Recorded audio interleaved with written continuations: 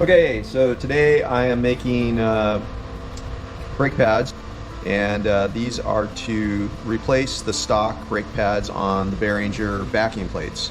This is the backing plate. It's a steel backing plate. It's looks like about 3 millimeters thick, and I've taken my calipers and a sheet of paper and I've kind of laid out what I needed to make, and then this is the actual drawn brake pad. The red line represents the stock and the purple line represents the actual brake pad. So now I have put tool paths with it. So if I go to my menu, I can look at the tool paths and select the path, and that's the path that I'm going to be machining. So I'm going to go set up the CNC mill, and I'm going to mill out the first operation on these brake pads. And then I'll have to make some soft jaws to hold the brake pad to do the second operation. So that's my process.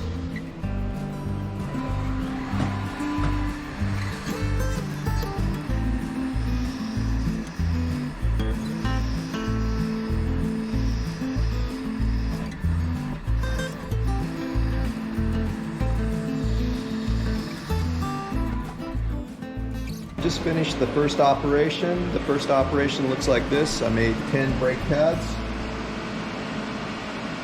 This is the program that I wrote for the jaws. This is the tool path here. So that's just going to cut the jaws out of the aluminum blocks that I have as my jaws. And then I'm going to go up here and I'm going to grab this last operation. And this is the last operation, which does the opposite side on the brake pad. And here is the tool path for that. So we're going to go run it in the machine and see how it looks.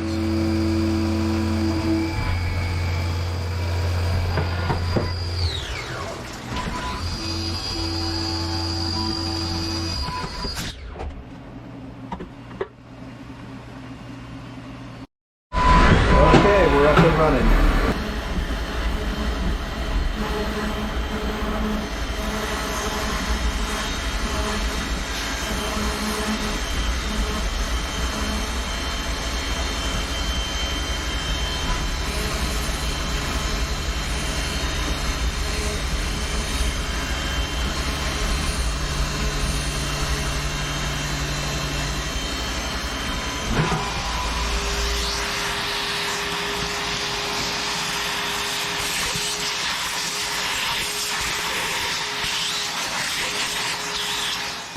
Here we have a brake pad.